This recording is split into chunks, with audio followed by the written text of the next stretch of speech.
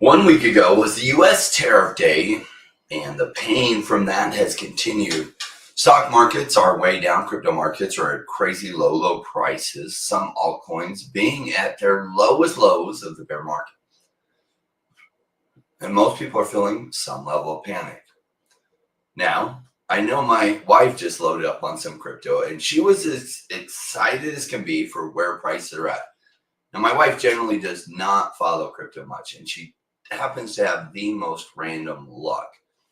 I'll share with you the last time she bought was near the very lows of 2020, and she sold somewhere near the very tops of 2021. Is it a sign? Maybe. These prices are incredible. We'll look at the price action to see what clues we can get as to whether the pain is going to continue or if there are signs of it turning around. Welcome to the Crypto Rain channel and our family. Now, if you, like me, came into crypto because you realize there's potential here for life-changing gains, but over a greater 4 to 8 year period, and you're looking for a discussion on becoming a solid, unshakable, savage crypto investor, like a Navy SEAL of crypto investing, you're in exactly the right place and with the right family. Now, I was once new to the crypto space myself 8 years ago, and I didn't know back then that you grow a huge YouTube channel by talking about things that are already high and being optimistic for why they go higher. And so I didn't realize for the first year that incentives were all wrong for most all the crypto YouTube channels I was watching. And I was hungry for analysis on cryptos that were underpriced and undervalued, and I didn't find that. So in 2020, I created that. Here we discuss crypto as an investment and discuss the most important things, like the investment cycle, projects and pros and cons of those projects, the risk, the guess upside when it came together well. We also talk about undervalued projects, things that are undervalued, in my opinion, what I like and why I like it.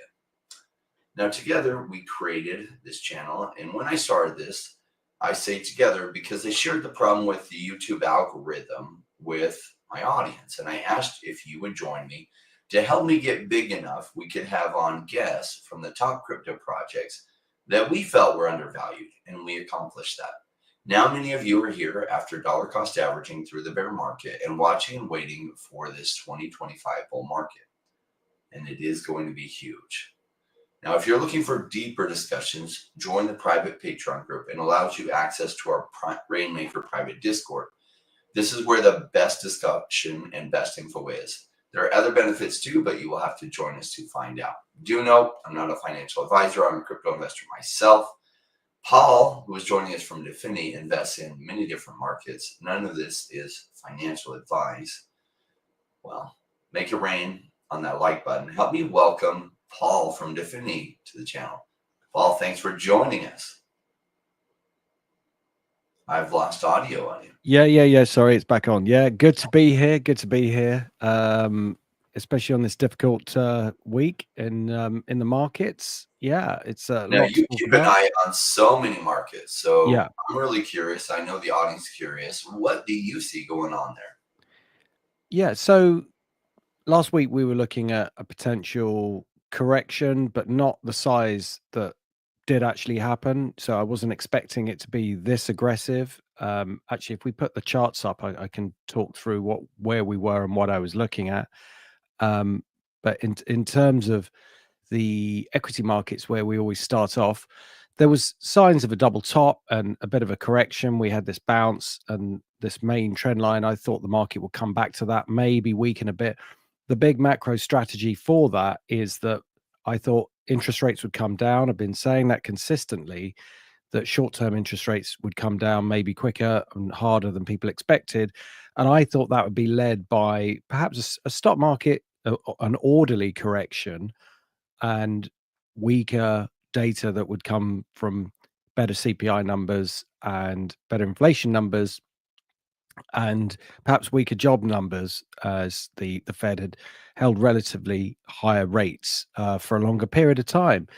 Now, of course, all that goes out the window with very aggressive policy terms that have now left the market completely in turmoil, more like businesses in turmoil, because markets can deal with uncertainty, but what they can't deal with well, they can deal with bad news, but they can't deal with uncertainty. And this is what we've got. We've got a lot of uncertainty about the next step forward. But despite the big moves, downward moves that happened in the equity markets that I wasn't expecting, they have so far stopped. The Dow stopped at a very important support level, which is the prior high from 2022. And if we look at this big run up here, yeah, the way it's pulled back, if it was to consolidate here, maybe even a bit lower at 35, which I think is looking like the next phase, and then the short-term interest rates will be dropped. The Fed will have to do something. Liquidity will need to be pumped into the system, and that will allow the market perhaps even to cause a bit of a boom further down the track. Now, I'm not giving Trump credit for what he's done here because I think that will be a byproduct of trying to protect the system rather than saying that this was a particularly good idea. One of the reasons I also thought that he wouldn't be this aggressive was that he had Elon Musk in his ear. And I said again many times on the show or previously on the show that I thought because Elon Musk has got a car business, he understands supply chain problems and he would understand all the problems that doing something like this would cause to his supply chain, even if you're trying to protect sales within America.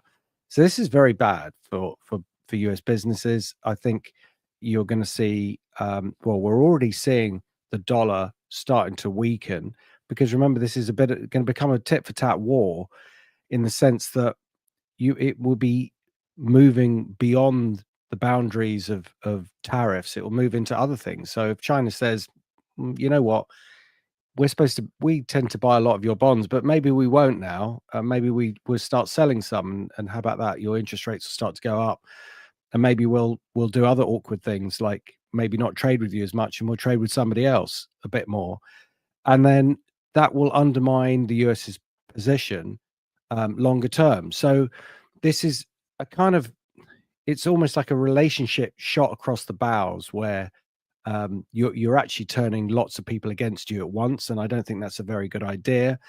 And pacts can be formed outside that may undermine the future. But there is still time to turn things around. He is volatile, and he could say, "Look, let's negotiate." Some people will say that's why he's doing this.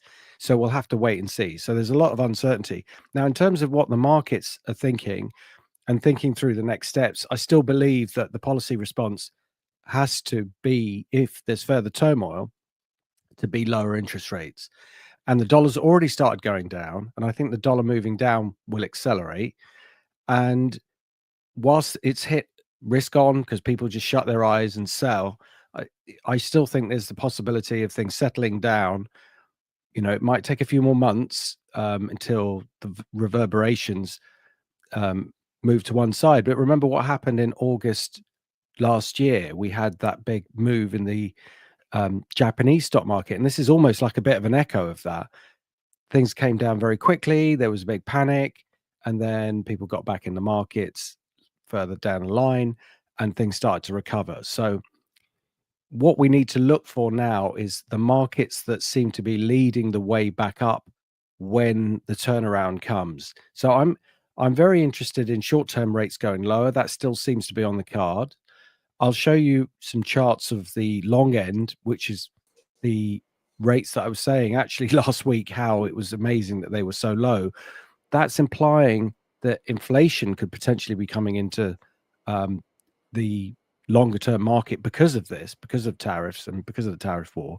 But it also could be, I think, that the market's thinking it might be harder on the international stage to sell US bonds, and that will cause a problem. So we're going to have to see what sort of policy response comes from this. Yeah, that is a crazy dip with the stocks. What are you seeing across bonds and some of the other charts, like and gold and other areas? Yeah. Okay. Absolutely. Let's just go through. So The Dow Jones Transportations, that was all looking so good to break up, but no cigar. Said before, sometimes you wait for a break, sometimes you go for the break just beforehand, but you have to be ready to jump out, and that's what's happened here. So we've got the straight line move back down. We're looking for support to come in. In terms of the Nasdaq, big picture, it has come off a lot, but if it was to stop here, beautiful support level, and consolidate, and then you can change the scale, and if it's up here in a few months' time, or maybe into next year, you'd be like, well, what was that all about? Which is kind of what I think would happen. And I think the market, as I was saying last week, I think the general market was fairly bearish coming into this. So it's unusual that we'd get a full scale crash when the market is so bearish. So no matter how bearish they were, they're even more bearish now. So, but despite that, there is this emotion that needs to work its way through the system, and I think it will. And then the first signs of the market moving up, we'll see what's leading it. But I do think that the whole bull scenario, the macro bull scenario, is not over. I just think it's just going to take a little bit of time for this to be worked through the system. So European markets, as you expect, they've all been hit. Everything's been hit. China's responded, and yeah, that market came off, but it's starting to rebound again. Hong Kong, I mean, it hit a major resistance point, and it's come right off and bounced up again. I mean, it's massive volatility. The thing is, if you are a market maker, there's lots of volume going on here, so there is money to be made. So this volatility is good for some people. It's good for short-term traders. They want volatility. They need volatility. If the markets are too quiet, yes, there's still volume, but not the sort of numbers that we're seeing here. Now look at gold. You were asking about that last week. The trend is still up, even though it's come off. It's actually up $100 today. So I heard some rumors that Germany was asking for their gold back, and I don't know if that's true or not. You know what it's like. You get all sorts of rumors. Can't verify that anywhere. But if that were true, then maybe other nations would say, okay, you're going to be like that. Let's have our gold back. So this is the problem. There's second order issues that's going to put a lot of pressure on Trump. I also think that a lot of billionaires are going to phone him up and go, what the hell are you doing? And whether that's right or wrong, whether they should be saying that to the president, perhaps they shouldn't be. He should do what he thinks is right. But if there's going to be a lot of angry people who, for one reason or another, are going to start to put pressure on him to do a deal. And as Bill's saying, that's the art of the deal. You because he is like this, because he's so aggressive. Maybe that's the strategy. Maybe maybe it's complete genius and I'm not seeing it. But I did think that Elon Musk would be angry about it. And it was interesting that Elon was criticizing the tariff guru, indirectly arguing with Trump there, because all Trump has to do is speak to Elon and say, look, how would this affect your car production? And he'd probably say, this is a terrible idea, don't do it. And he's made his position clear. So in any case, what are the markets doing? The one that I follow really closely, obviously, is this copper futures contract, which, we had this brilliant breakout and it looked very, very bullish, as I said before. And look how quickly that turns around. I mean, that's unheard of sort of volatility. I mean, it's not impossible. As I've said before, the markets can and will do anything. But for it to break into a new high like that and then absolutely collapse is very, very unusual. But that's what we've got. So moving over to the, let's say, so the oil markets, I think oil is interesting because that in a downward trend is like a rate cut. So if we've got central banks now pumping liquidity into the system, if we've got the dollar going down, and if we've got oil going down, these are all the things that I was kind of looking for to gear the market up for a big boom, but with the stock markets going up as well. So perhaps what we've seen is like a 6-month correction occur in 2 weeks, and from here the market will go sideways, and then maybe the next phase will start quicker than we think. I mean, hopefully it's a short, sharp shock, and then the market will recover. But altcoins, Bitcoin, most of those markets were in a correction anyway. And we were talking about the possibility of it coming back to the 73,000 level. That's still possible. As we've got a very well-defined downward trend line here, I think for Bitcoin, we now have to wait for that line to break before we can truly say that this move is over. But we are close to some levels where I wouldn't be surprised to see a bit of buying, certainly some nibbling. We've got the longer term trend line that comes in here as well, around 70. So it's done a full completion of the breakout point, come to retest it. So either this bull market is completely over now, which doesn't seem like the right time in terms of sentiment and what will come next, or this is going to be a very interesting area for the longer term, and we'll start to see some support coming in. What has been worrying is that ETH has just continued to break through and drop through level after level without showing any strength, and it's still on this very sharp downward trend. And maybe we're going to see some capitulation. I think braver people than me would step in here. I could see why they would do that. I don't know whether your missus has bought some ETH here, but perhaps you should be a full-time trader. But it's if you had nothing and you stepped in with a little bit, that might be something to do with a very tight stop. But as you know, I like to see evidence of strength, and I'd much rather buy it higher up as the market's changing its trend rather than trying to pick the lows. And as I say, there's a very clearly defined downward trend there.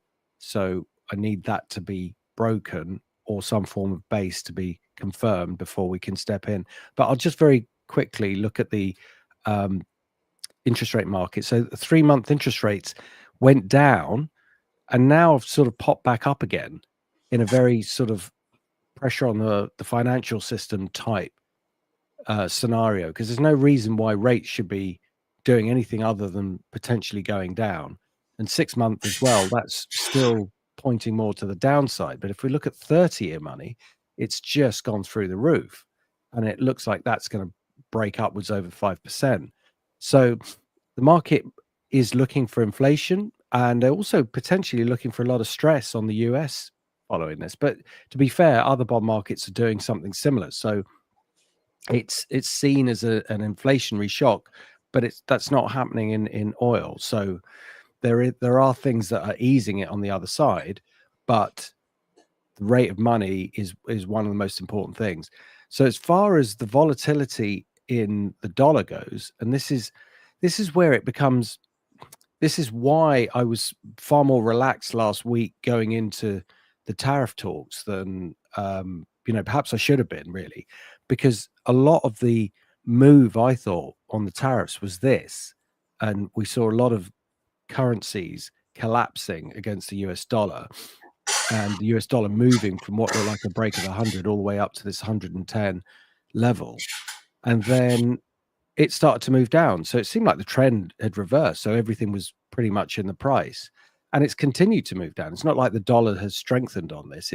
It's weakened, and it's looking even weaker. So if this, I think the risk now is that this goes into a bit of a meltdown, and that's what causes some issues. So Trump might want a weaker dollar, but the problem is you don't want a disorderly market. And if the dollar is going to be weaker for people in America, then sorry, let me just cut this. I don't know why that's ringing. That shouldn't be ringing. The market is looking for a weaker dollar. Then sometimes you can lose control of that. You've got to be very careful. And if you're sitting in America watching the dollar go down, that's going to push up inflation. You're going to look at other assets such as gold. Lo and behold, look how gold's going up. And we've spoken about it on a cryptocurrency channel quite a few times, considering it's, in relation to the main markets, it's quite a separate, asset class. But it's popped its head up a few times simply because it's been in such an amazing trend, and it's been indicating that something's going on. So so the markets are still all to play for. Still there's a lot of interesting things happening. There are some bounces in some markets that I think look interesting too. And I know we're going to go through some of the ones that you want to look at here, but um, the ones that have held in quite well now, I think, are the ones that we're going to be watching in the future for the leading moves into this next phase. So that's the position that we're in. Yeah, interesting. Like most all of crypto is down, and a lot of people see this as a bad thing. And I was thinking of like, why is investing so hard? Like, why do so many people fail? And we have these emotional hits when we're investing in something, when we actually have money on the line. It's really tempting to judge our performance looking at the price every day. I tend to invest for cycles, not for like the day to day. So what I love about crypto is it's just a 4-year cycle. Prior to this, I did real estate, and real estate can be volatile, but it doesn't swing so immediate. You can't really put like them in your phone to see what the numbers are day to day, so it doesn't create those emotional swings like stocks do, and even further crypto that has these swings. And so why is crypto so hard? Well, it shouldn't be logically, because it's just a 4-year cycle. Roughly every 4 years, the market goes absolutely berserk, nuts, and then it corrects downwards. And if you buy during that, and then you sell when it goes nuts, you make incredible money. And why is it only 5% really do that effectively? Well, it's times like this that shake so many people out. It's times like this that freeze them up, and they cannot buy an environment like this because they haven't learned to rewire themselves. And, I think about it like a bow pulling back. And essentially what's happened was the bow was pretty pulled back, and we were all waiting for the run for that arrow to go sailing. And then all of a sudden the bow got pulled back way farther. What people don't realize is that puts even more spring into it. So not only is it cheaper to buy than a lot of these altcoins are the cheapest prices they've been the whole bear market. That when it does reverse the other way, it's probably going to go a lot further. And the fear is, oh my gosh, well, what if it doesn't reverse and go the other way? And there is a chance of that. It's just a lower chance, I think a lot of people are realizing. Now, one of the things I'll say about Trump is, like, I don't know all the millions of factors that he has to weigh in this decision, but I will say he's got a track record of doing incredible, remarkable things. First of all, is he the first person to never hold any kind of political office and run for US president and actually win? I think he is. In fact, when he announced, the world didn't even take him serious that he even had a chance to win. Why? Well, because he wasn't just running against the Democrat Party, but there was a lot of Republicans that did not want to see him win. A lot of powerful Republicans. And yet he won. When he was negotiating with North Korea 8 years ago, and I remember that because I was following the crypto markets, or starting to follow the crypto markets, and I was following stock markets back then. I was definitely following real estate markets. And he had won office, and prices on everything were tanking because everyone was just completely sure we were going to be in World War III, because this Trump character didn't know what he was doing. And yet within 3 months, North Korea is no longer firing missiles, intercontinental ballistic missiles, no longer threatening those ways, and totally stopped everything that they were doing. So was he right? Yes. Did he get exactly what he was looking for? Yes. Was it pretty worrying how he got to that? Absolutely it was. Like Bill Gardner says, this is the art of the deal. The other nations will fold. The reason why this is so painful is because we don't know the outcome. But I will tell you, Trump measures the strength of the cards he has. If you notice when he was talking to Zelensky, what was it, like 6 weeks ago or something, in that kerfuffle, that Zelensky was over, and Zelensky was like pretty brazen with the US president and vice president there. And what was the words that Trump said to him? You don't have the cards. Because Trump thinks about it like a negotiation all the time. And he's like, you're in a weak position and you're trying to act like you're in a strong position, and you're just not. In this, Trump feels like he's in a really strong position. We'll see, right? Because a lot of people worry China can outlast the US in this. Smaller other countries might actually like cooperate. And really, he was doing reciprocal tariffs. So he was doing partially back to them what they were doing to the US. And it's gutsy to do that. Like, why did other presidents let this go on for so long without doing it? You'll have to ask them. Was it good for the US to do that? No. Why did they not address it? Well, we just know that they didn't. So Trump is coming in and trying to address all of these inequities all at the same time. Is that a good idea? We're going to find out.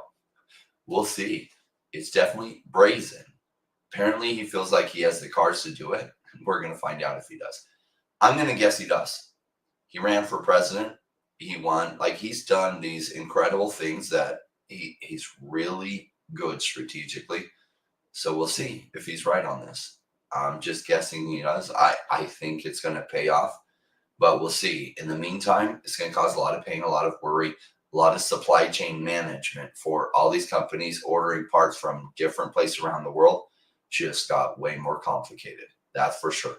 And I imagine, just like you said, Paul, Trump is getting some phone call from some billionaires. What the hell are you doing? This is messing up my whole business. And he's going to be feeling a lot of pressure from a lot of companies and rich people within the US and other countries calling him on this. Well, what kind of clues are you seeing in the markets as to this? We're not seeing any turnaround. It's been a savage spike in most everything. What are your thoughts? Yeah. Well, I pretty much sort of laid out what I think, which is that, you know, we're back to, say, on the charts here, if we look at the Dow, we're back to the high of 2022, and this is a big enough move that, you know, is it a crash? You could say it's a crash. Was the Nikkei crash last year? It was sort of, yes, but a crash is also, this continues like straight down to 33. You know, Black Monday in 1987, the market was down on the Monday, and it was also, you know, it was down a huge amount, and then it was down a huge amount the next day. Whereas on the Monday, there seemed to be some buying.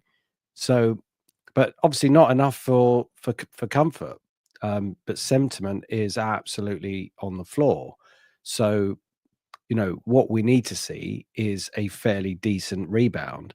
And I think that will only come when some form of policy announcement is made to say that they can either add liquidity, or that rates will go. Rates aren't set to move. The next FOMC is in May, I believe. So we've got a bit of time before rates can actually move. The only thing I think is underpinning, you know, not or stopping the market moving down a lot further, is the fact that oil is lower and the dollar's weaker, and that's kind of a positive thing. So I do think it will settle into, eventually, into an upward trend. I think that is the next move. And I think the point is that even if Trump does, inverted commas, win, I think it sets up problems for a few years, because people won't forget that. They'll say, well, you know, if you can do that, it's almost like, see, I think, how would I do it if I was handling the situation? If I wanted tariffs to be reciprocally put on other countries, he did talk about it, but why does it have to happen immediately? Why can't there be, you know, this is what we're going to do in 6 months, and this will give people time to deal with it, or even a year. And it could be something that he warned about a few times and started at a low level, and then kind of boiled the frog by slowly lifting the rates, going from, 10%, 20%, then 30%, 35%, then 40%. You could have done it like that. But it's also, in terms of competition, if you're saying, right, you don't want Japanese cars, make them more expensive, buy American cars, well, why not just support American cars and make them better, support that industry more, so you actually do make better cars than other people, and then that's why they want to buy them. So it's for me, I think I even if you sympathize with the view, which on a level I kind of do, I just don't think the way it was done will if you're just going to say, well, we're the biggest power, so we can do this, so you know you're just going to have to deal with it. Yeah, that's one way of doing it, but you're not going to win any friends that way. And when you might want something further down the track, you're not as likely to get it. So there's an art of diplomacy in some of these things. And I think one of the things about Trump that I thought was impressive was he's able to talk to a lot of the leaders in the way that some of the other leaders haven't been able to do. So that's how it seemed. It seemed like he could actually talk to Putin and perhaps broker a deal, and he could talk to Xi, and they would have a full and frank conversation, and they would be, or it felt like they had some form of mutual respect, rather than perhaps with Biden when there was some sort of questions over whether he was competent. So, and he seemed to do things well, but it's almost like, well, how is that relationship now with Xi? I mean, what's he done there, and what will he be saying? What will China be doing, and how will they be planning and plotting the next 4 to 5 years? Because it's not about what's happening now; it's about what they're going to do over the long term in order to mitigate this problem. Now, you might say, well, yeah, you have to deal with America, and of course you do, but there's the market finds ways around these things, and that's what they're going to be doing. So, Especially I'm wondering, China, right? They are very creative, and part of the problem with China isn't just the higher tariffs on goods from the U.S. coming into China and then being much lower from China coming to the U.S. is IP infringement, right? So they steal software, they steal technology from the U.S. all the time. Then they don't care about patents, they don't respect them, and so they'll take the patent, they'll use that as a blueprint for how to make it, and then they'll export goods violating patent rights. And so there's a lot of infringement from China, hard to deal with. And like, how to solve all this, we'll see. There's tons of cards in this card game being played here, and it's like, can I say that I know what Trump is doing is going to work out well?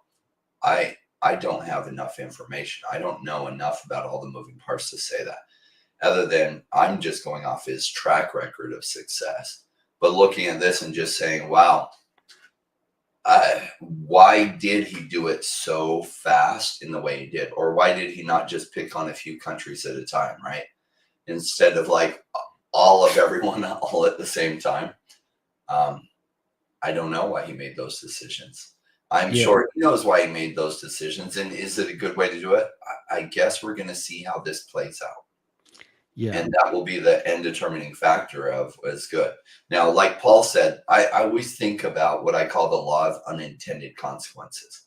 So it's like, say you raise taxes and you're like, we're the government, we want to raise taxes so that therefore we can use this money to help the homeless or whatever the reason is. Raising taxes, you're like, okay, now we make more money out of, from our citizens. It's great. But what they don't realize is that they get less employment, because whenever you tax something, you get less of it. So people be offered overtime and they're like, you know what, taxes just got raised and I'll be giving up 50% of that overtime to taxes. I'm just not going to work it. So they don't end up capturing as much value as they wanted. It's called the law of unintended consequences. When you go and you renegotiate trade deals like this, sometimes there's laws of unintended consequences, exactly what Paul was referring to, of China is creative in figuring out other ways that they can mitigate this or other ways they can take advantage of the system. This is what their politicians think about all the time. And so, like, even with these tariffs, the reason why sometimes some countries are charging the U.S.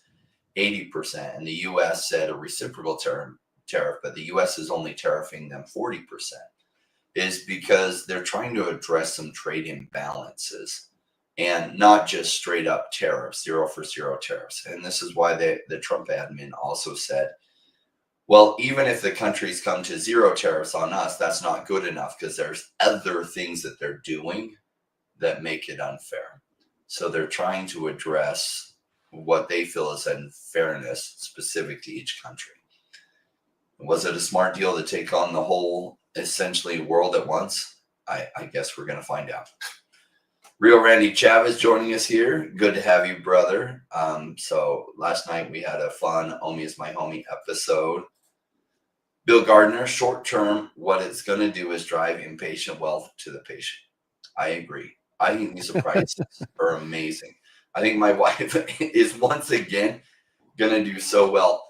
I remember when she got into crypto in 2020, I was like, baby, I know you're kind of excited that these prices seem good, but I don't think you realize how good. And she bought during this type of time period where everyone was like panicking, and the experts were saying how much lower everything was going to go.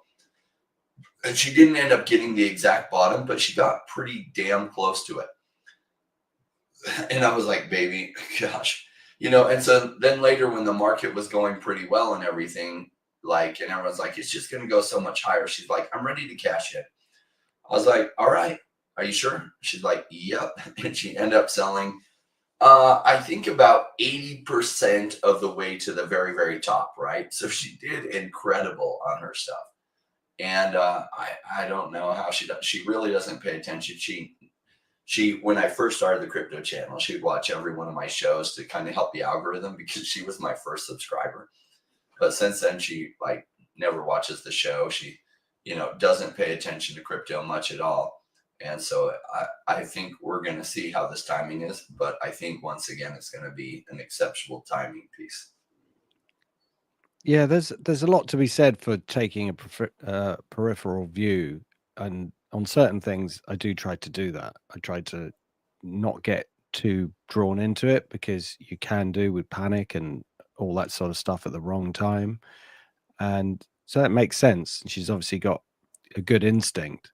I've to be honest, after last week's show, when I was looking at the markets, I started to feel very uneasy about it. I know there's George Soros is apparently, a lot of his trading is because he had a kind of a back problem, and every time he had a bad position, he would sort of unconsciously sort of sit in a weird way that make his back hurt, and he sort of learned to listen to it, which is very strange.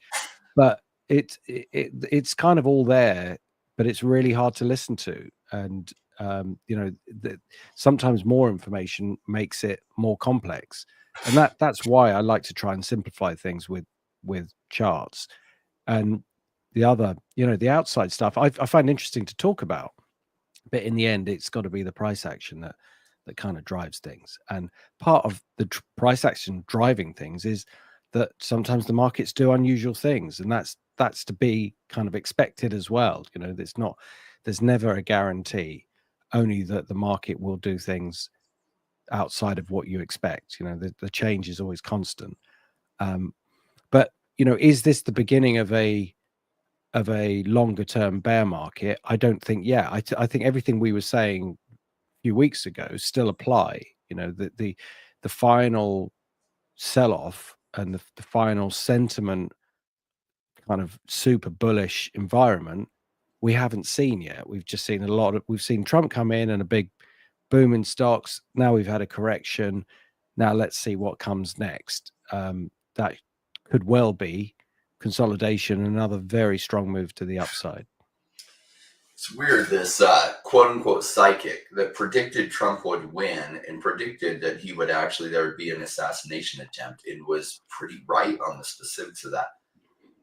So I was listening to this just after the assassination attempt, and it's like, oh yeah, and going back to when the prediction was and what was said, and that he would ultimately win, but that there would be a massive recession starting in March of 2025, and the pain would last for about 6 months and then would correct. And I was like, at the time, I was like, you lost me there. I can't see a massive downturn coming, but I'm open to it. I just don't know what could cause it.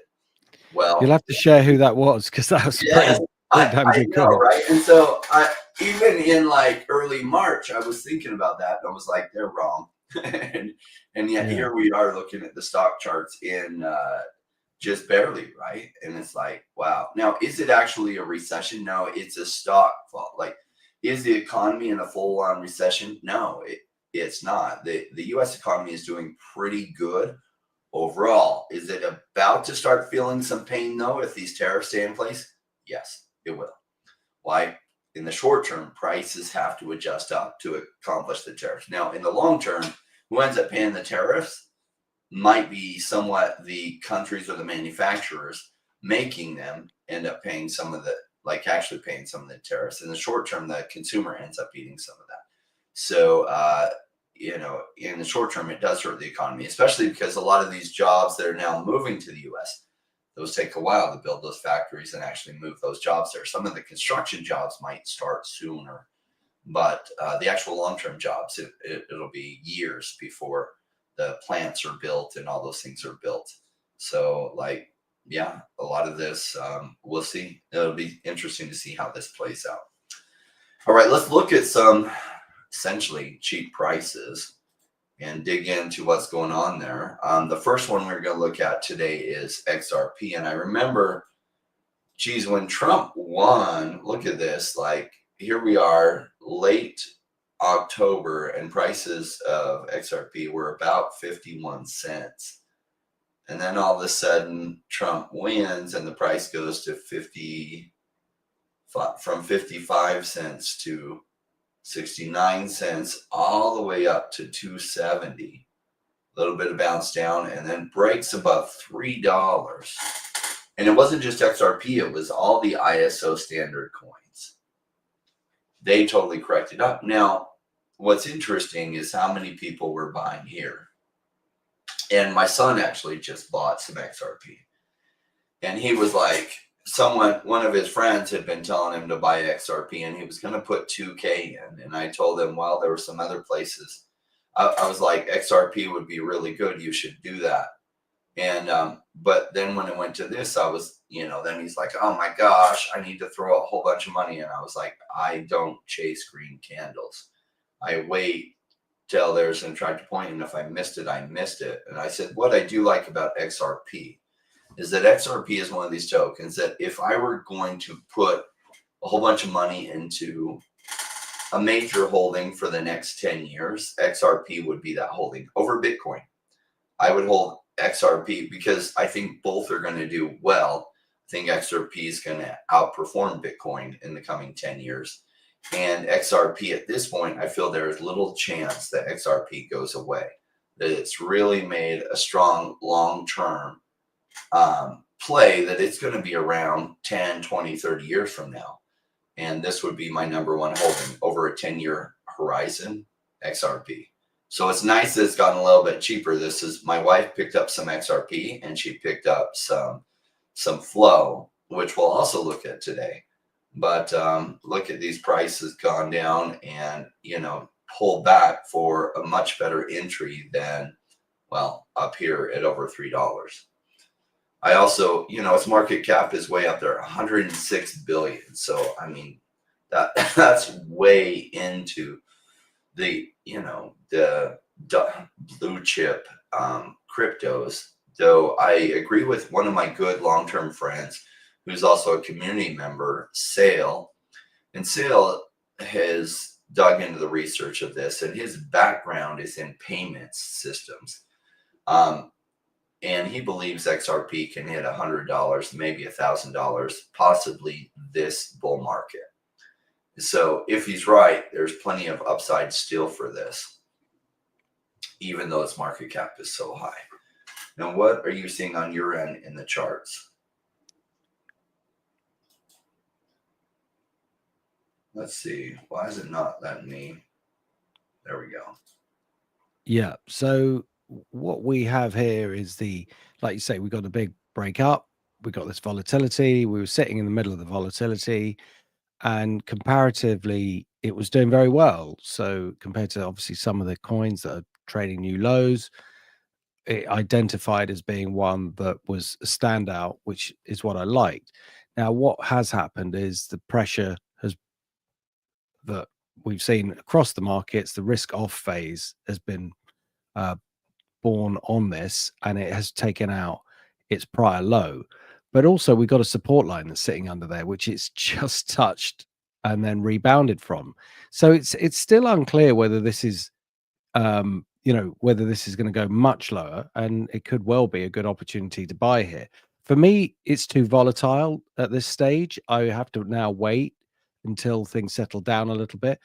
What I've done is I've drawn the highs and the lows, and this for me is a at the moment, whilst if it closes below $1.76, that is classic double top figure. So we'd have to see where this week ends. Is it going to be on a low, or are we going to get back above this 50% level? This range here, I put the Fibonacci levels from the starting point, which I put here. Now you could put it from here, which is the beginning of the big move, but I put it here because that was kind of the most significant low, or more significant low to start from. But yeah, I think either you could be, it would be fair enough to put it from either of those points. Where things turn around is when it breaks this resistance line. That if the market is going to go back over 3, 4, 5, 1,000, wherever, it's got to get through that line first. And then that's why I put it there. So that's its challenge. Let's see when it gets over there. Now, 50% is at 189, and closing over that would be pretty good. It would show that this move has been rejected and now buying pressure is coming in. So we should definitely look at it again next week to see whether it's above or below that level. If it does start to weaken, then the next support point is at the 61.8, which is down at 153, and 150 being a good psychological level. That would be the next support point. So I think there's good reason to be watching a coin like this because it has held in well compared to some of the other markets. But for me, I think it is a wait at this point because I need to see further confirmation. I do like what it's done on the dailies. If we look at the dailies, you can see how it's hit this lower line and it's bounced, but there's still this downward pressure. It's still got this line to get through. That would make me far more comfortable that the correction is over and it's ready to move higher. So for me, it's a wait, but it's definitely one that I want to see more of and will be watching. Yeah, I like it at these prices. Now, like you were saying, it may get even cheaper, and you usually tend to look at it when it breaks the trend to the upside, and that's where you make your entry points. For me, I like buying what I feel like is undervalued. And so it was really undervalued here, but I don't know that these prices are coming back. That would be amazing if they came back, because one of the key concepts of making great money in investment is buy low, sell high.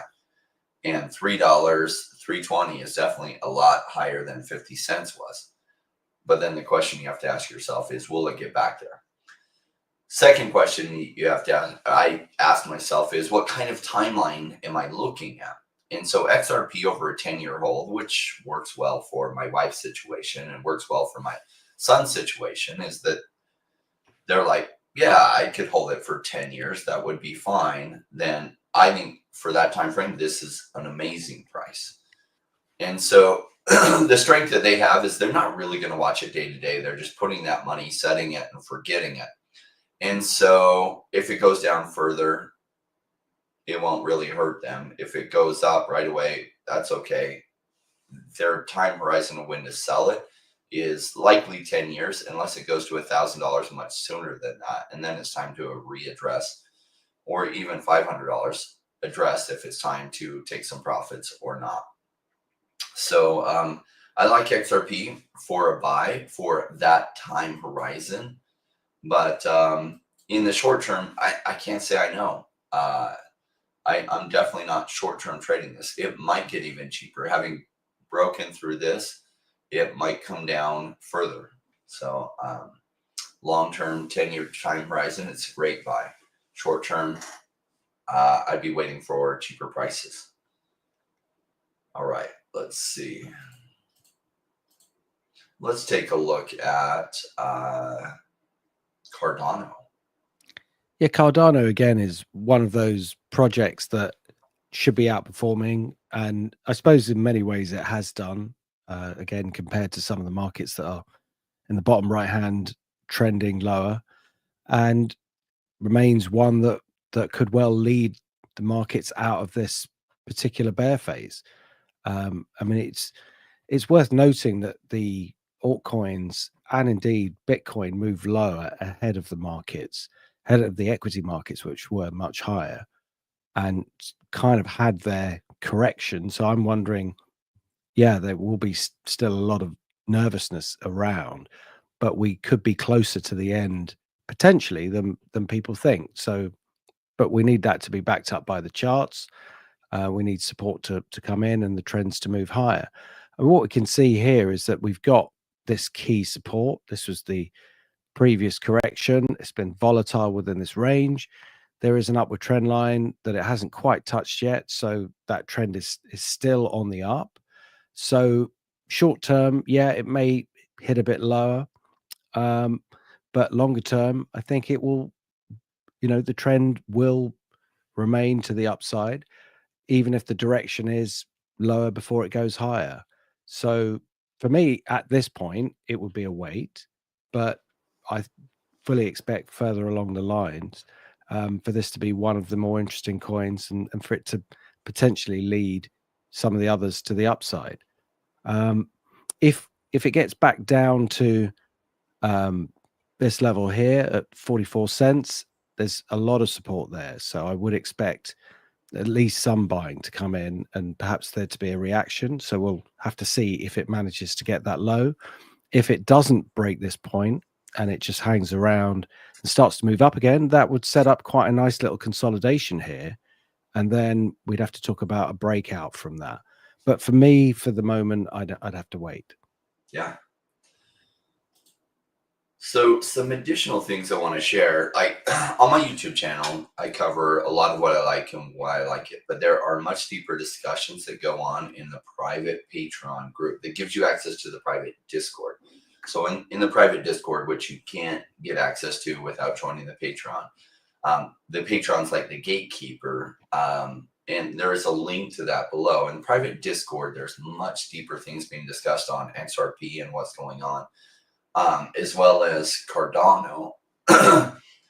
And I want to share a glimpse of that. Let's see. Let me go here, add this to stage, and then share this tab. So this is a post Ripple posted just recently. And one of my community members, Sale, sent this to me. And notice what logo it has here on Ripple's post, reshaping financial markets. And it's got Cardano here in a token of Cardano. Now, there's a lot of reasons why I like Ripple a whole lot for the coming 10 years. There is so much happening behind the scenes that Ripple is being integrated into worldwide payment systems and so much more. That Ripple, I think, is going to be some of the backbone of many of the world's financial systems. And that's why I think my friend is right on why its token can go so high, so much higher than what we would normally expect. Remember back in 2017, XRP's market cap actually passed up Bitcoin for a short period. I think there's a chance in the future XRP's market cap surpasses Bitcoin again, but maybe for a much longer period of time. And it is reshaping financial markets. And really, Cardano is participating in that. So like you're seeing that they didn't just happen to put Cardano's token in here in their video, but they're just giving you hints. They're not telling you what this is all about, but most people aren't paying close attention.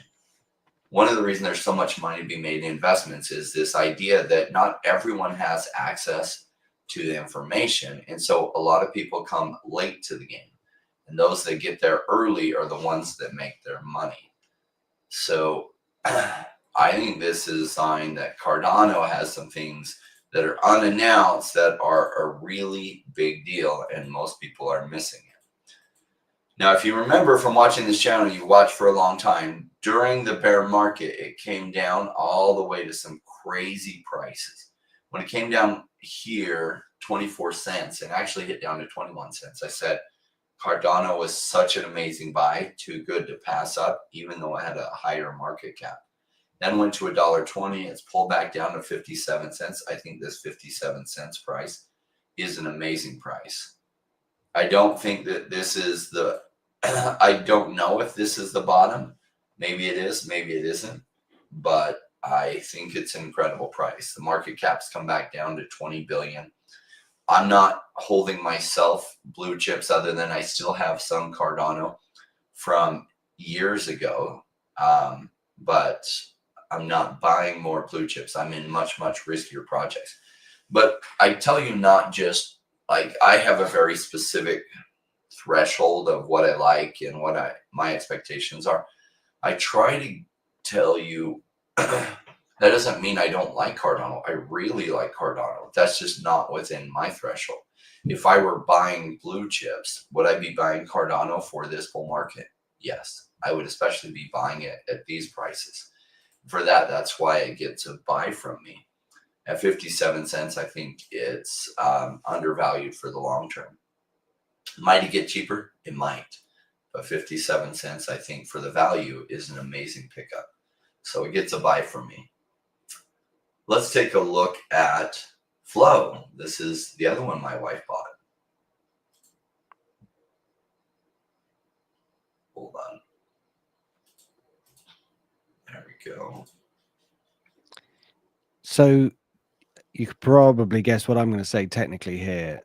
This, for me, is an example of one of the coins that is showing a lot more weakness than the ones that we've just seen, which is why I would be favoring the ones that are showing a bit more strength, as opposed to something that has taken out its all-time low, certainly on this chart, and is still, trending lower.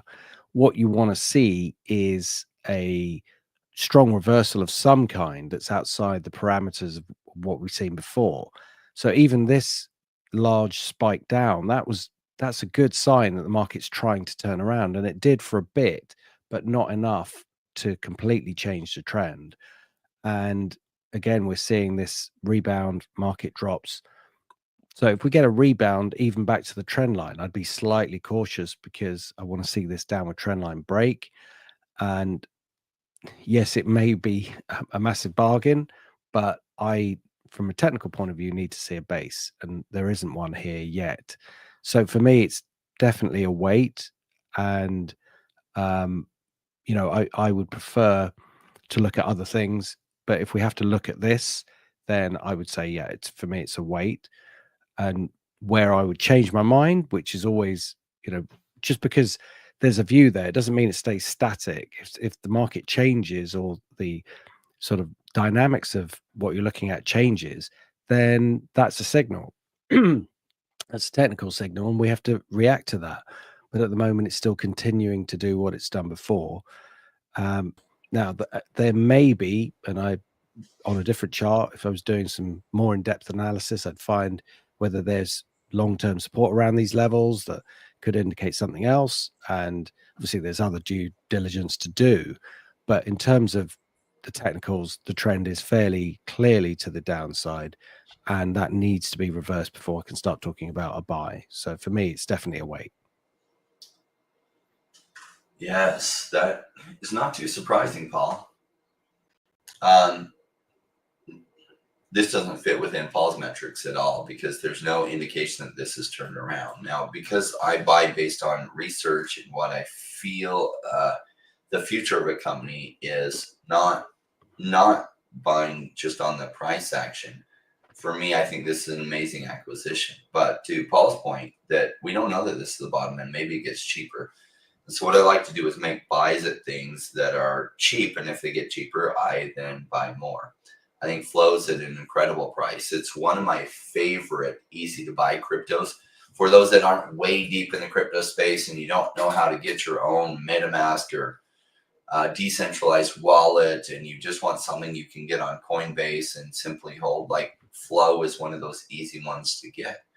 And so that's why I like Flow. I think its digital collectibles will do well. I think when digital collectibles run, its token will do really well. And this price is absolutely incredible. Unfortunately, like it pumped all the way up here to like $1.20 way back earlier this year. And I was like, no, stop going up, and I guess it hurt me because it's come way back down for some amazing pickups. This is one of my favorite crypto for people that have a high risk tolerance, but they really don't know crypto because it's a savage world out there. People getting decentralized wallets and trying to figure it out. And if they get their wallet compromised, they can get their funds drained. They can make a mistake with losing their keys for the decentralized wallet. There's just so many ways they can get hurt. Just getting a Coinbase account is similar to things people are already used to. And then buying on Coinbase, and Flow is one of my favorite ones that is on Coinbase. All right. We will add Earth to ESS coin in there. Thank you for the super chat, Bill. I did want to ask, Chris, I forgot to go back and ask this. Did we look at M2 money supply? No, we didn't. Going over the stuff. Can we step back and do that? And then we'll go back to altcoins. Yeah. So M2 is the supply of money in the. You've asked for global, and I don't think I've got global. I think I've just got US. So this is M2 money supply, which shows M0 is the most liquid, and as the numbers go up, it includes more and more elements in it. So things like money on deposit, bonds, things like that need to be sold that then become liquid. So the bigger the number, the more encompassing it is, because it includes more and more illiquid items in it. So M0 is the most liquid, and then I think it goes to M4, which is the highest number. But M2 is the one that most people look at, and the chart of M2 is certainly looking like there's going to be a bit of printing coming along, and we've seen the dip here, and it's turning around, and that doesn't look like it's going to stop anytime soon, even if that's what's trying to be addressed with the tariffs. So money printing may be coming in again, certainly by the way this chart looks, and it wouldn't surprise me if this high is taken out this year and we see a very strong increase for whatever reason, just to turn the ship around in terms of the risk on phase. So it is an interesting thing to look at, and it does imply that unless something very strange happens, there's probably going to be a bit more rather than less going forward, and that should underpin the global asset markets. Awesome.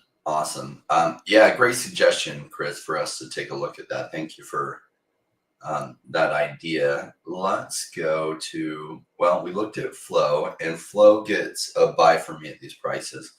Let's take a look at our next one, DEVVE. Then we'll put ESS to the head of the line. Then we'll go through, I think we've got one or two other suggestions.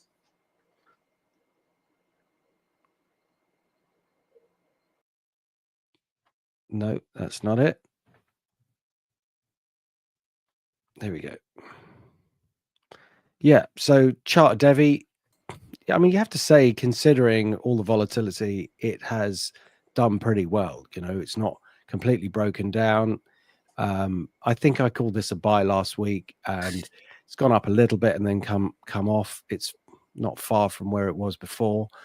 Resting on this trend line, I think given the global uncertainty at this point, I think I'd probably want to wait, but I do like it.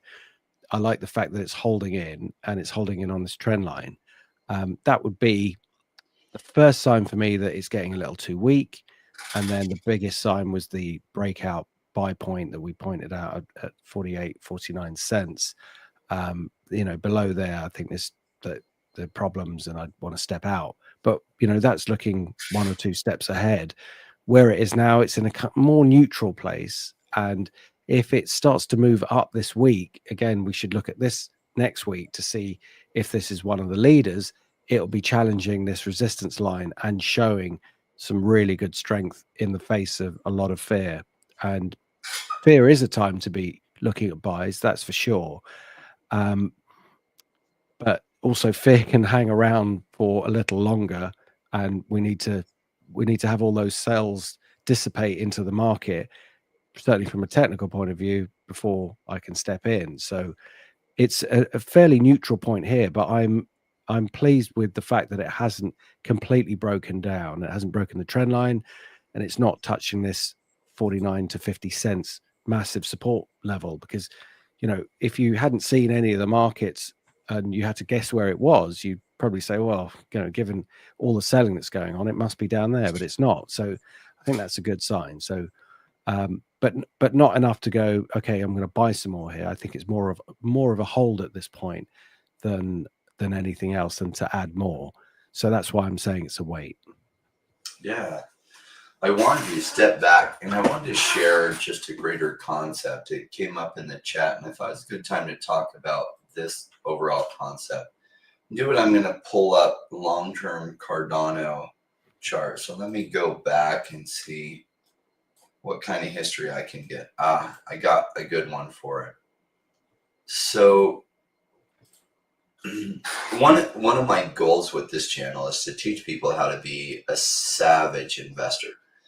And it isn't for everyone because they just don't have the patience to let it play out. And realize that normally only 5% of people really make good money on markets like this. They're so volatile. There's so many emotions tied up, and that a bunch of people do poorly. And it isn't because they're not smart. It's because they're doing things wrong and they haven't become good at this game. And in some ways it is a game. And so I didn't have my YouTube channel back in 2019 and 2020. If I had, one of the ones that I was very interested in, I would have been talking about, was Cardano.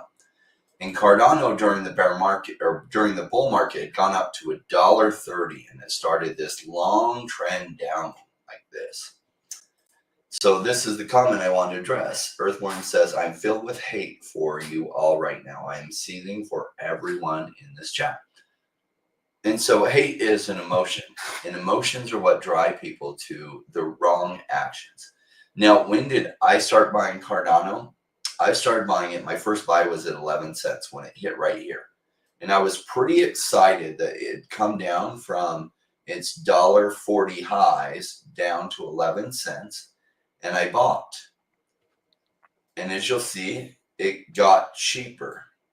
Now, if I had had a channel and I covered Cardano and I said, man, Cardano is an amazing buy, and you bought, and then it went down to 3 cents here, you probably would have been seething with hate for me instead of taking ownership of your decision, because I can't tell you what to do. I can only tell you what I like and why I like it, but I have a longer term vision of, like, I'm buying during the bear market. I don't know where the bottom is. I also don't know where the top is.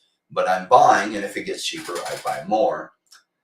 And then when it goes really expensive, I sell. So Cardano went down to 7 cents, and I bought some more. And it went down to 5 cents right here, and I bought some more. And then it went down to 3 cents, and I bought. So I loaded up at 3 cents. I was like, wow, this price is too good. I can't pass it up. I bought at 3 cents. It actually wicked down to 1.7 cents, even though this chart doesn't show it.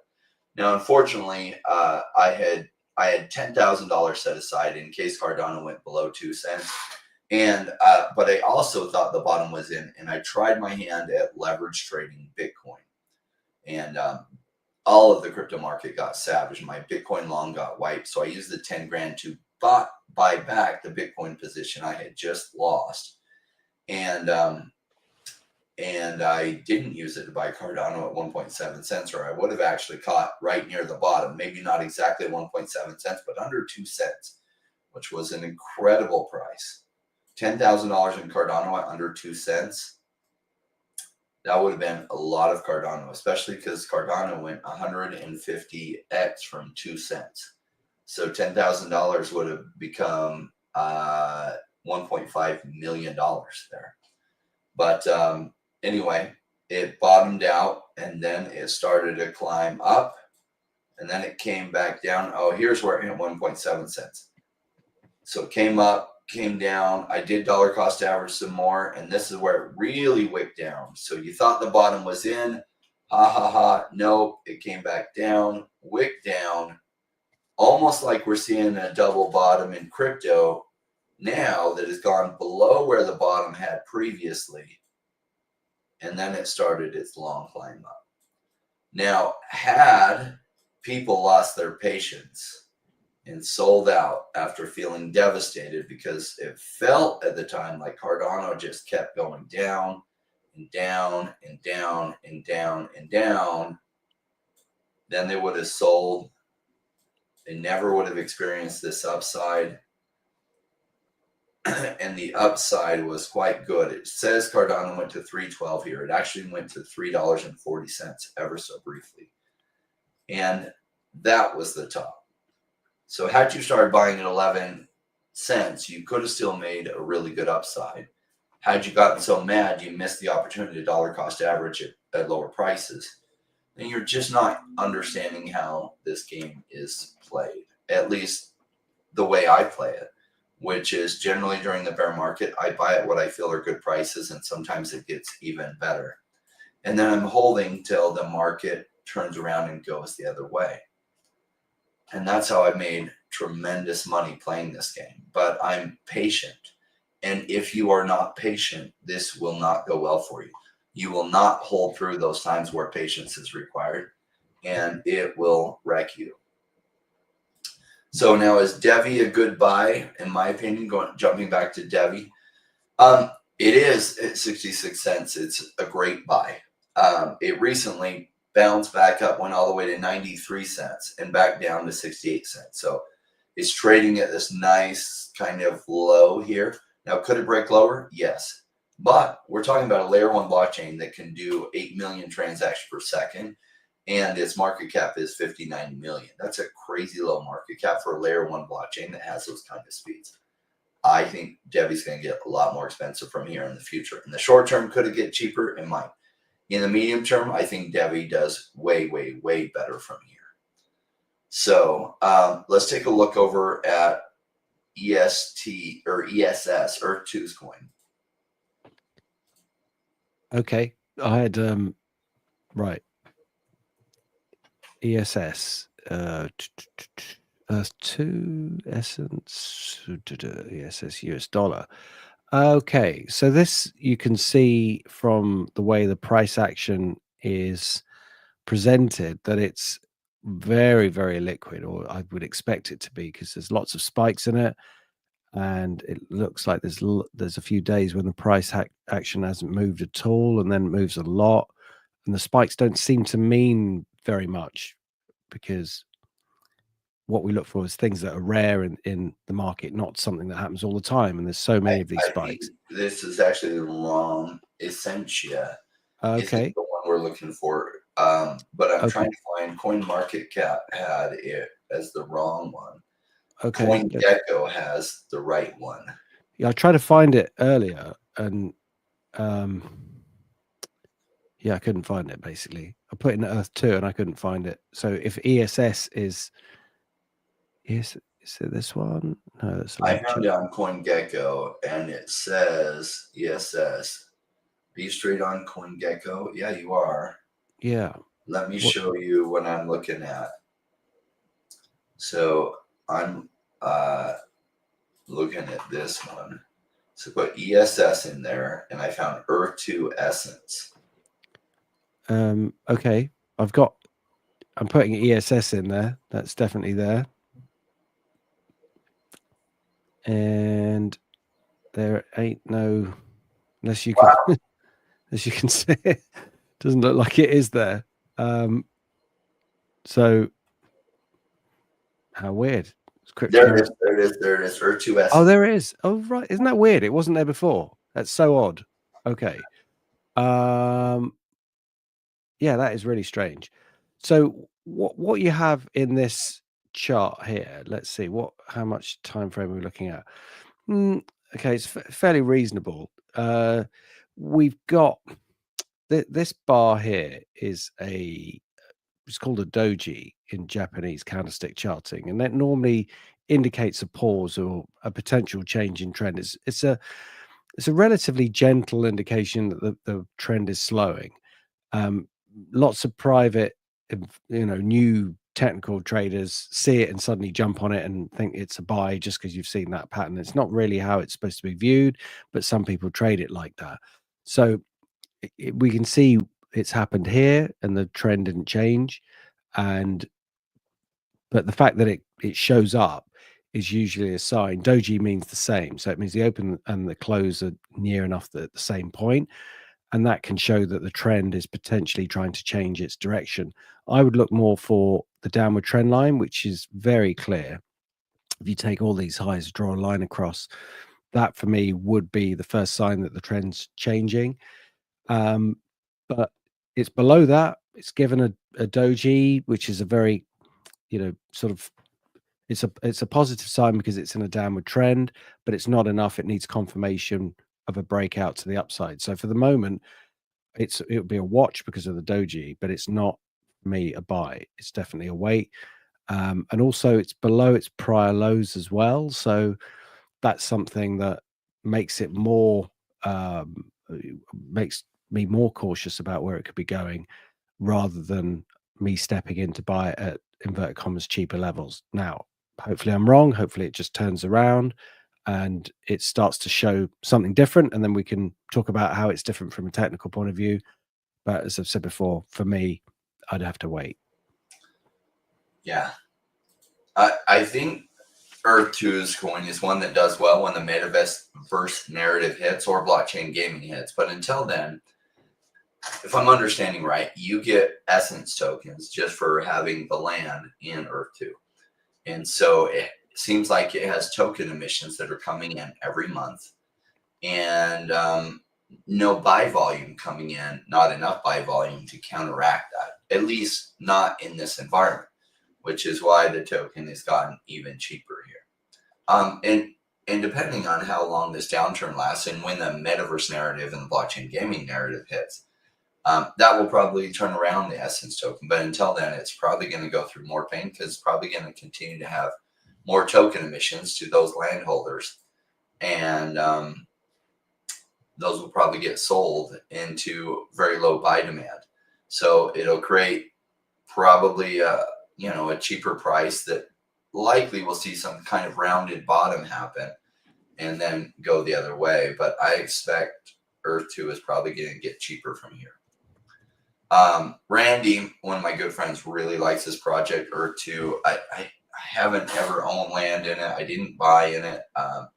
Had I known about Earth 2 before they launched, I could have got some choice piece of land.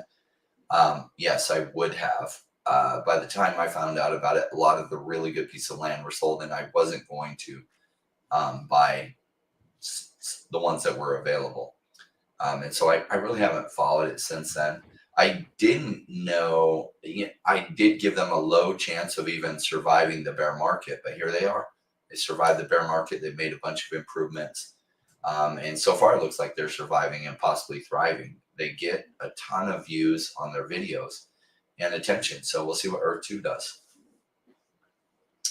But I think it's going to get cheaper from here. So it is definitely a wait. All right. We got other suggestions in there. Let's see what we got. We have Rob asking for us to look at LUKSO. Yeah. So chart of LUKSO, classic example of what we were talking about here, about how you've got a very smooth downward trend looking for a change in dynamics, and then you get this change in dynamics. Now, is it sticking? Well, it's making from a consistent lower lows and lower highs to now we've got higher lows, which is a good sign. So this is now building into a potential reversal. And what I'm looking for here is the extremes of that, and for the market to cross through to indicate it's formed enough of a base. Now, you may, like traders may want to step in at this level because it's already made a low, and I could justify that technically because I have a buy point, I have I have higher lows, which indicate the trend is changing. I've got a break of a trend line. So all those things are positive, and I also know where my risk is, which, as I've said, I'm always looking for where I'm wrong, and when I'm wrong, that's where the stop loss gets hit. So we could justifiably put a stop loss level in, either at the all-time low, which would mitigate the risk to a certain extent. Even stops don't necessarily mitigate risk. That's what I'm saying, to a certain extent, because of course it can go through that.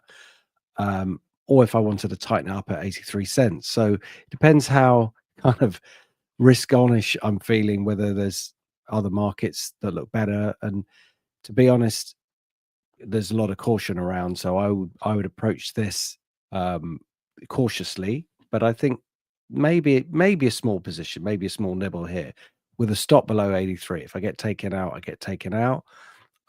Perhaps half the position stops below 83 and the other half stops below 72.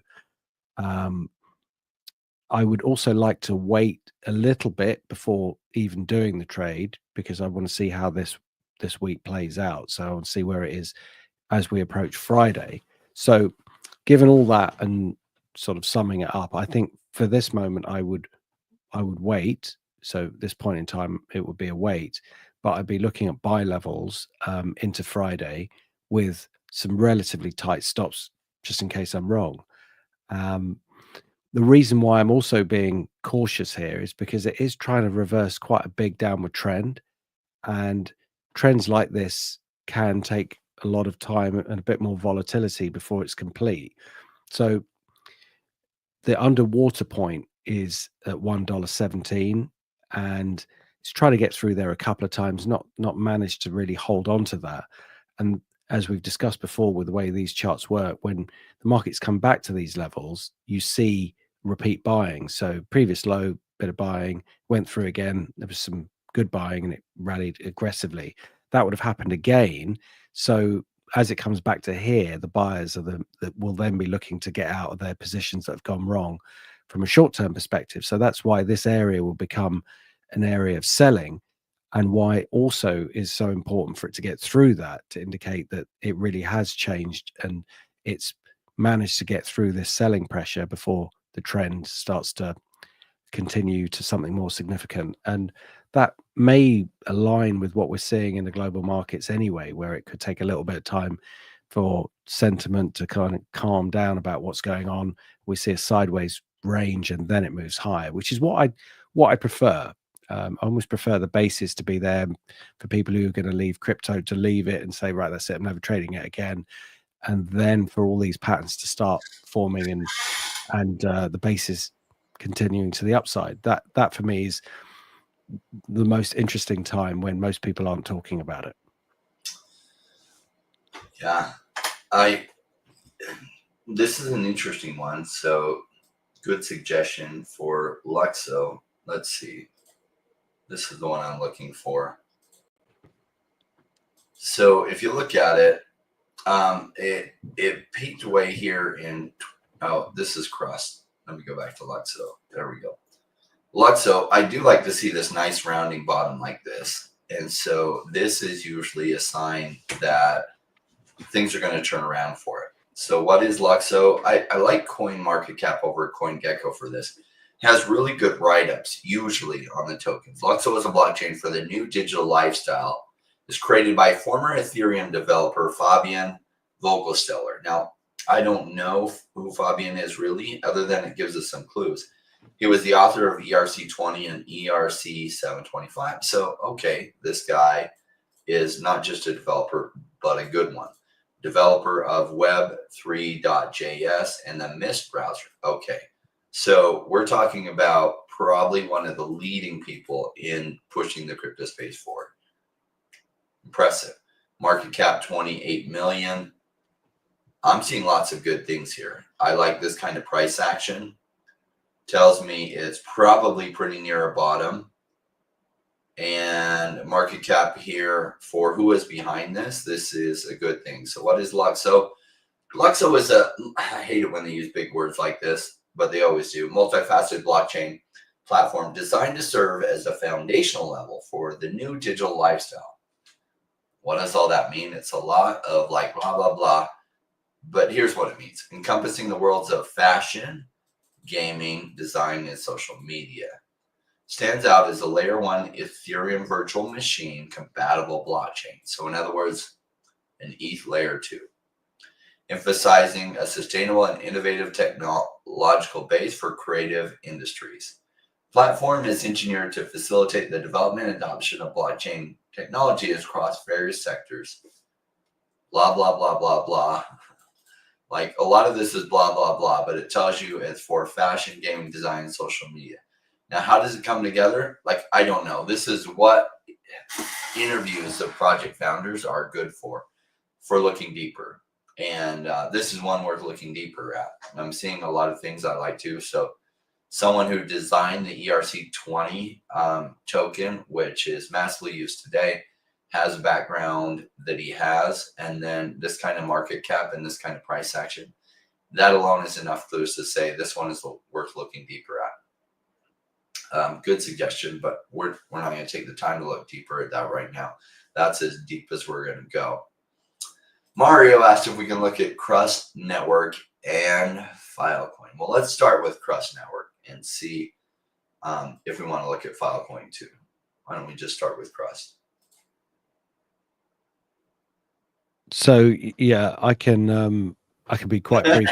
I can be quite brief on this one because that trend looks like exactly the type of buys you're looking for. Yeah, exactly. Yeah, no. So this is not a buy for me. This is definitely a wait. Trend is down aggressively. There's kind of nothing for me to look for in terms of support to hang on to that it might bounce from. I mean, we could start looking at percentage moves and doing what's called projected downward sort of percentages where the market might stop. But really, I'd have to just wait. I'm not going to step in on this. So yeah, so it'd be over to you. All right. I'm so shocked, Paul. I thought for sure that's your cup of tea. So I was looking a little bit deeper about CRUST Network, trying to remember what it is, because I am slightly familiar with it, but it's been a long time. So it's in the Polkadot ecosystem. And so when it launched, things often come to some big fanfare when they launch. And then we had the bull market 2021, and it went all the way up to $162. Well, it's a long ways from that now. And the bear market has not been kind, especially to Polkadot projects. And there's some worry that maybe they don't survive. Now, if they do, projects like this are probably going to do exceptionally well. But Polkadot is harder to integrate, right? So a lot of people have gotten used to using MetaMask wallets and other things that integrate well with Ethereum-based things. But Polkadot, like, it's complicated. Its wallet system is a pain in the butt, and they haven't gotten a ton of adoption.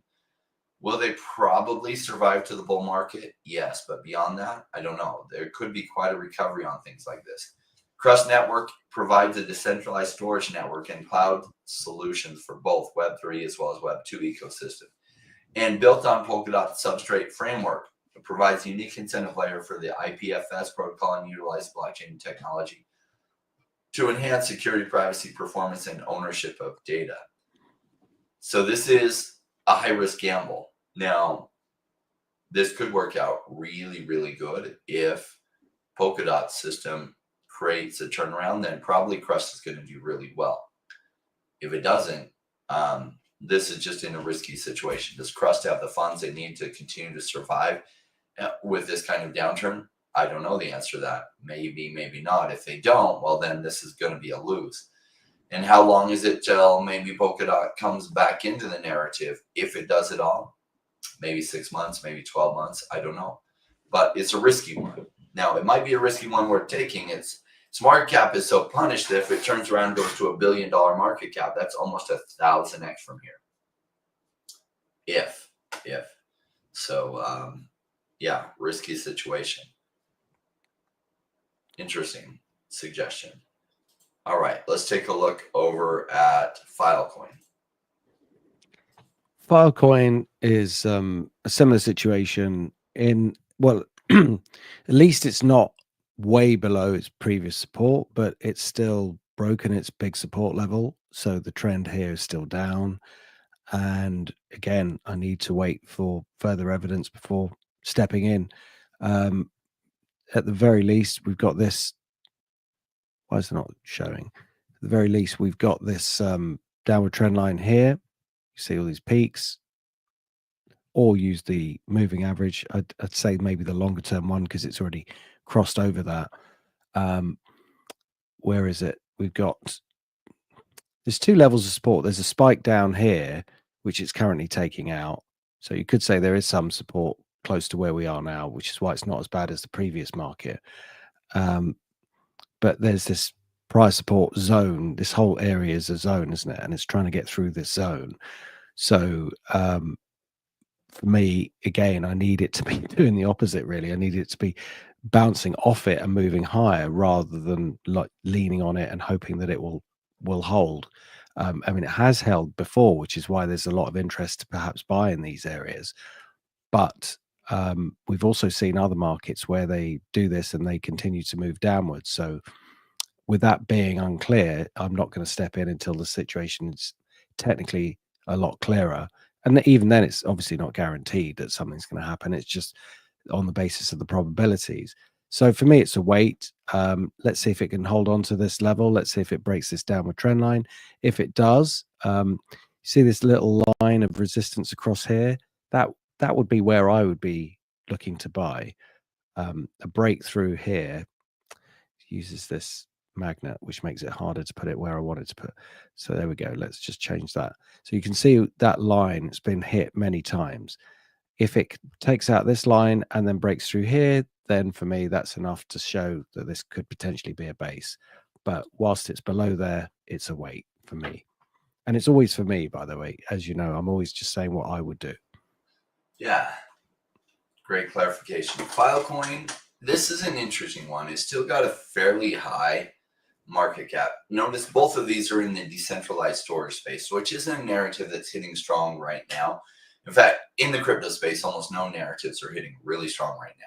So narratives in crypto don't always run at the same time. And this one is definitely experiencing a pullback. Now, Filecoin, this isn't one I've ever held. I remember when it came out and the token price was really high and all the crypto YouTube channels were talking about it, which is, remember, a terrible, terrible buy signal and a great sell signal. And sure enough, that's what happened. Then in the bull market, it went from its lows of about $2 up to almost 100x, almost up to $200 at about $181. And then it's pulled back all the way to $2.30 right now. Still up over the market cap that I am interested in. Its market cap is 1.5 billion. Its fully diluted market cap is about 3 times that. But interesting. I think decentralized file storage has its place. So yeah, one to watch here. But for blue chips, but not one that I'm interested in. Now, if I were interested in it, this is the kind of price action I'm looking for. Generally, it's showing it's got a lot of stickiness at this bottom, but with the current stuff going on, it broke down below that and got even cheaper at 230. So if I were buying blue chips and I was trying to get some holdings in the decentralized storage space, Filecoin's one of the bigger players in that space. Then perhaps I'd be buying this. But I'm not buying blue chips. And if I were, I'd be buying. And I have had some stuff in the decentralized file storage space, but when it went crazy back during this time period, when Filecoin went up to $12, the ones I had, I took profits because they were way ahead and that narrative was running. I took profits out of it and I rolled it into other narratives that were way, way behind. So I'm not holding anything in the decentralized file storage space right now. I do like that space. Maybe now is a good time for me to look at what might be cheap in there, but it wouldn't be Filecoin that I'd be buying. All right. So Pink Panther F for DEVVE. If you rewind, DEVVE's already been covered. We haven't looked at OMI, so OMI will be our last one for us to take a look at today.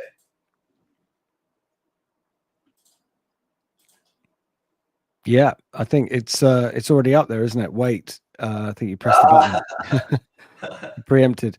Unfortunately, yeah, technically it's still falling. Trend is still down, still below the moving averages. So no, there were some signs that it was trying to form some lows back here. We talked about that, but it was still early days. Trend is still down. Given that there's been weakness elsewhere and it's still pushing lower, it's not bucking that trend. So Chris asked, what buys would I be looking at? I'd be generally looking at anything that's performing better on days like this.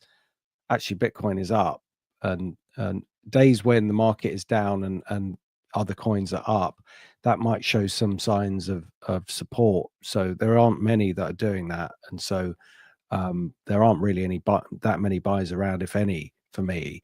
But this one is just looking, heavy still. Perhaps we're in the final phases of something.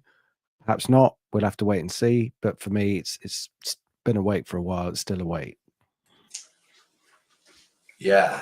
Omi is one of those ones that I've liked for a long time, and kind of like Cardano in the 2020 bear market, it just has continued to get cheaper and cheaper. And it is really impossible to call the bottom. And Omi has not bottomed, as we're seeing the price action. I mean, look at that. Now, is it near the bottom now? I don't know. Have you got the chart up? Wrong chart. Is it at the bottom now? No. Like it was showing some support here and then just broke through it here and then really went down. Most of the market shows some kind of wig down like this. And so it's not surprising that Omi did that too. And people continue to panic out of this one because it feels like it's done nothing but go down generally for the last while, right? So general trend down. And so you see people chase green candles, and you also see people flee and forget to ever buy back when the price trend is down like this. So I'm not surprised to see this wick down. This is one I would love to stock up. Like I have several hundred million Omi, and this is one I would love to have in the billions. And if some of my other things go up and this one is still down anywhere near these prices, I might make that one happen. So is this one a buy? Yeah. And I would have recommended my wife and kid buy Omi if it weren't so complicated. But I was definitely not going to sit down, take the time to help them get decentralized wallets and figure out how to get Omi. So they bought Flow and XRP, which are much easier to get. So I like it as a buy. Might it get cheaper? Probably will. Game Trove joining us. Good to see you. Good morning. All right. That's Paul. Thanks for joining us. Thanks for sharing your insights. My pleasure. Thank you. Thanks for the picks, and look forward to next week. All right. All the best. Well, we saw some frustration from someone, right? That's and I don't remember him being in the comment section before, so I'm not specifically familiar with him. But there are probably a lot of people that don't comment much, and definitely a lot of new people to this space that probably feel exactly like he does because they don't understand what's going on in the markets, and it feels punishing to be at this point. Why? Because the bull market highs are not in. And so if you're dollar cost averaging at what you think are good prices and it goes cheaper and you don't understand the long-term vision, it can make you so angry because you feel cheated, you feel like abused, you feel kicked when you're down. And that is how it feels like to be dollar cost averaging when you're new and to have the prices keep going down from you. If you don't understand how markets can turn around and it can reverse from this. In fact, that is why so many people do not make money, not just in crypto, but investments in general. 89% do poorly to very poorly when they're trying to trade over shorter time periods. Only 5% do really, really good. And most of that 5% in the crypto space has a longer term threshold. That they're generally dollar cost averaging during these lows and then they're selling when everybody comes in and buys. It's definitely not that period when everyone's coming in and buying. So therefore, it's not sell time. Is it buy time? Well, one of the keys to making money in crypto is buy low and then sell high. And some of these prices are lower than they've been the whole bear market. So is it buy time? Well, yeah, it is. Now, some people that are newer to this, they're not going to be able to hit that buy button. They just need confirmation from everyone else it's a good time to buy. And they haven't learned to rewire themselves to do the opposite of what those 89% of people do. That's what this channel is about, is helping you learn to rewire yourself. Guess what? Navy SEALs are running into situations that everyone else is running out of. And then they're exiting when everyone else is coming back in. So when I use that alliteration of like, you know, becoming like a Navy SEAL of crypto, that is what it takes to be really good at this and make the kind of money. But if you think you're going to be like everyone else and be able to make the kind of money in crypto, you're not. You have to learn to do things very differently than that. You have to learn how to be patient. You have to learn how to be precise, how to be calculated. And that's not easy. It does not come natural. It takes education. It takes a community. If you're serious about this, why haven't you joined the Patreon? It's $20 a month, gives you access to the private Discord. You think that $20 is for me. It's not. My net worth is really good, and it's from crypto investing. That $20 is a paywall that does two things. Number one, you don't appreciate what you don't pay for. It's just human nature. $20 is not much money. I made that at that price so that anyone in the world could afford it. Now that price will go up in the future, and some things about this channel are going to change in the future. $20, anyone can afford it, even if you're in an impoverished country. That's why I started at that price. But secondarily, it's weeds out the scammers and the bots. I hardly ever use the Telegram anymore because bots and scammers come in there all the time, and it's hard to have good discussions there. So pretty much most of the discussion happens in our private Discord, which Patreon is the gate for the private Discord. So that spammers and bots, we have had few scammers try to join and post links right away. And we now have limited it.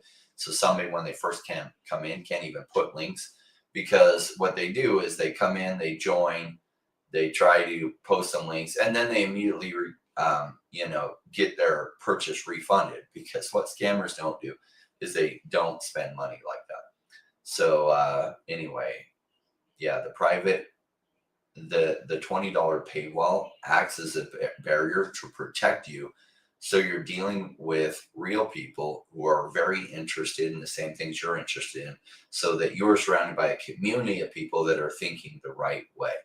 And that's an important part of becoming really good at this, is immersing yourself with a number of other people who also get it, who also run in when everyone else is running out, who also leave when everyone's running in. And so it does help for the greater goal of teaching people how to become really good at this. And it's not an overnight process.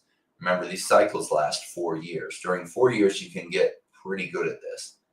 You're going to get exceptionally good at this over a bigger time frame once you've seen a full cycle and you've been learning the whole time. So it really is a 5-year plus process of becoming really good at this. What else are you going to do for the next 5 years anyway? What else are you going to do? Like, why not make the commitment to become really good at this and change your finances in the process? Why not? What else are you going to do that could make you millions, potentially tens of millions of dollars in the coming 5 years? That's what has me excited about crypto. I know the potential is there. Crypto's made me millions of dollars, and I know it can make you that if you can become good at this. Thanks for joining us, everyone. This wrap is for all of you. Enjoy. These principles are just fun, and rap is a good way just to make them memorable.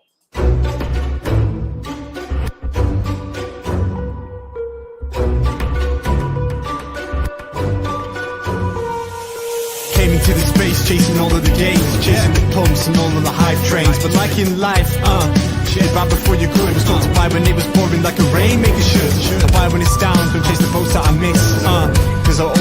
time in mind. I stick the one out cause I'm patient like that, and I'll wait for the right time. I sell when it's high, I buy when it's low. They call me rich, they call me smart. I'm just a rainmaker running the show. Calculated investments, I don't lead with my heart. Principles are simple, they're leaving a mark. Buy when it's boring, just gotta be smart. I sell when it's hype, like all the channels they pump it. That's when I was selling, got parabolic, they dump it. They call me rich, they call me smart. I'm a rainmaker, making my own start. I'm with the future, learning the past. Makes it time fly by, years going so fast. The game plan is mine, I'll own it now. When I reach the top, haters asking me how. Cause I'm a rainmaker, investments I love. And I follow what I learn, not relying on luck.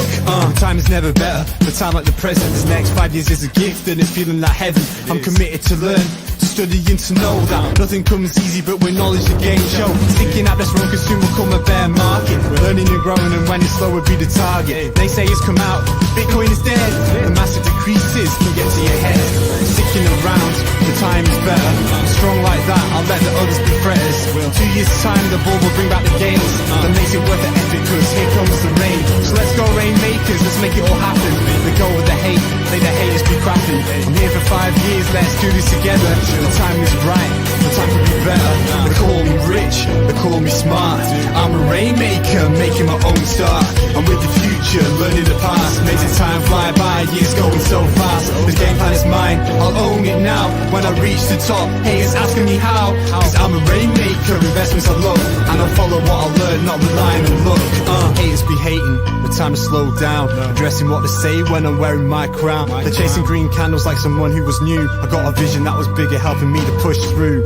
I'm still human and sometimes it is rough, and that's what makes me special, simply I stay tough. Cause I'm a rainmaker, investments I love. And I follow what I learn, not relying on luck.